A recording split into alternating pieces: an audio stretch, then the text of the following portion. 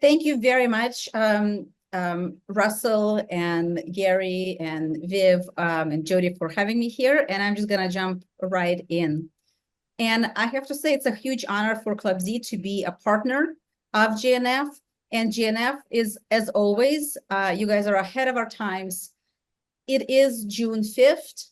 Yes, it's a start of the winning 6-day war. It is Yom Yerushalayim, and it's also 2 days before the, 8 months begins of our current nightmare. And what we need is, we need the inspiration. We need the food for a Jewish soul. And I hope that I could give you guys a little bit of hope and a little bit of a light.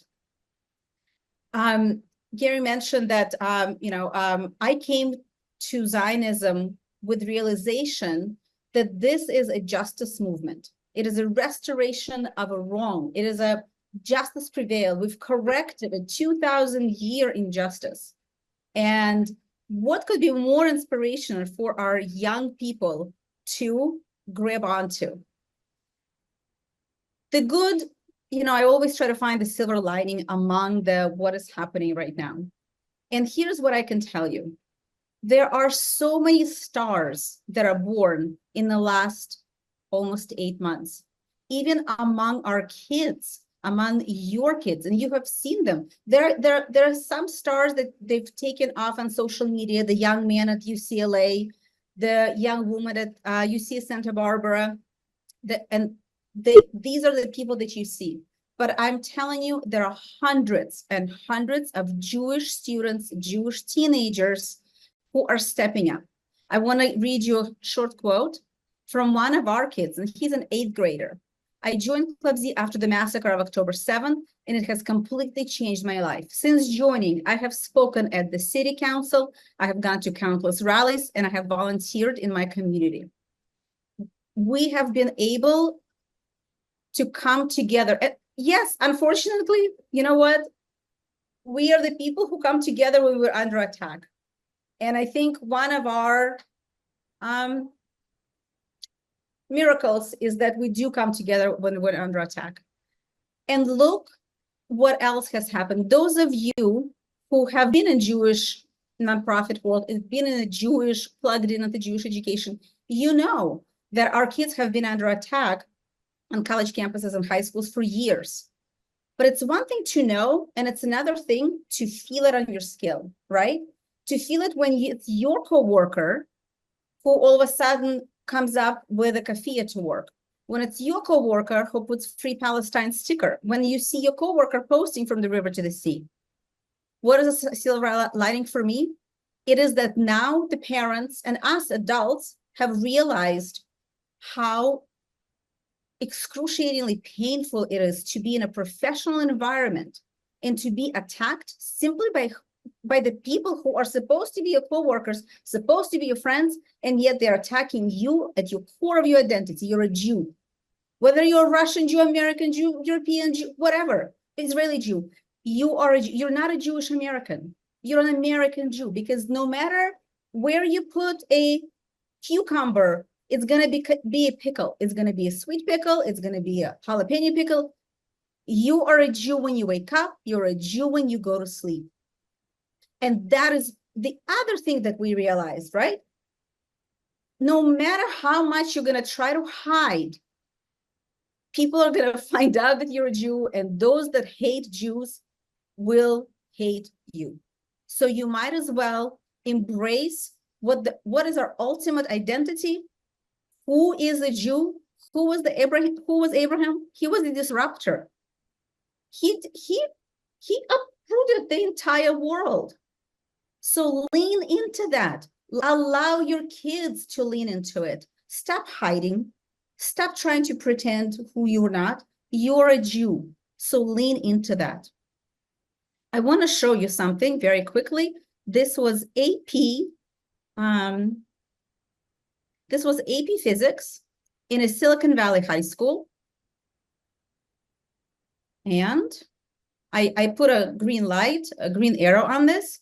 This was literally a few weeks ago, where kids were asked to expand on effect of Israel's bombing of Gaza on the environment as it pertains to the climate change.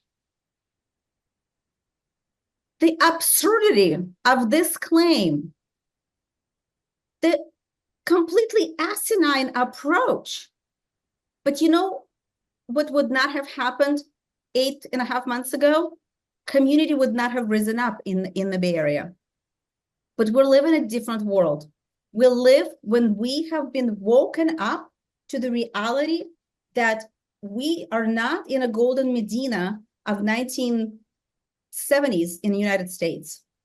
We are at war. And that's the other thing that Israelis now realized, that while, yes, they have 7-front physical war, we here are at war. We are sending our kids to a hostile environment.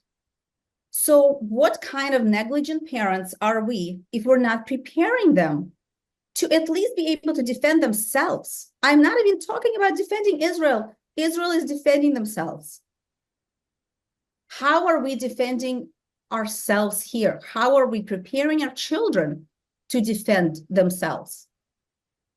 If you have a high schooler that is planning to go to 10th, 11th grade, I beg of you, send them to HSI for the semester. JNF has an incredible school in Israel. Send them there. They will strengthen their identity. They will come back with the roots and the trunks and the leaves and the branches and everything. That is the gift that you could give to your kids and to your grandkids. Send them to Club Z. You have to be extremely careful. Right now, there's a lot of programs that are popping up. And I will give you 3 things that we need. If we have these 3 things, we're going to be just fine. What do we need? If Zionism is about a restoration of justice, each of you and each of your children and each of your grandchildren needs to know the following 3 things. Preamble.